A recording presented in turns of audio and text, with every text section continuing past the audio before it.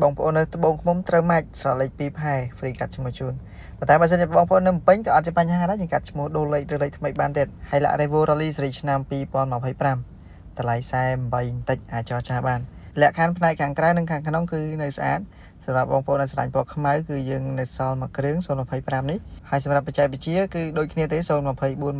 26ចឹងបងប្អូនដែលមានចំណារអារម្មណ៍ប្រភេទតាមទឹកដែលមានការធានាពីក្រុមហ៊ុនអាចអញ្ជើញមកផ្ទាល់បានទីតាំងនៅក្រុមហ៊ុន Toyota នៅផ្លូវ60ម៉ែត្របងប្អូនដែលមានរថយន្តចាស់ចង់ដោះដូរស៊េរីក្រុមហ៊ុនទទួលដោះដូរគ្រប់ស៊េរីមិនថាតែ brand Toyota ទេហើយក៏អាចរំលោះផ្ទាល់មួយខាង Toyota Finance បងមុនត្រឹមតែ 10% ប៉ុណ្ណោះ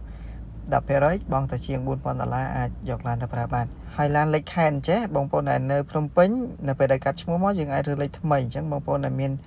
ចំណាប់អារម្មណ៍ចង់បានលេខផ្ទាល់ខ្លួនលេខដែលយើងស្រឡាញ់ចង់រើសលេខថ្មីអាចពិចារណាប្រភេទលេខខែននេះហើយគីឡូ32,000គីឡូ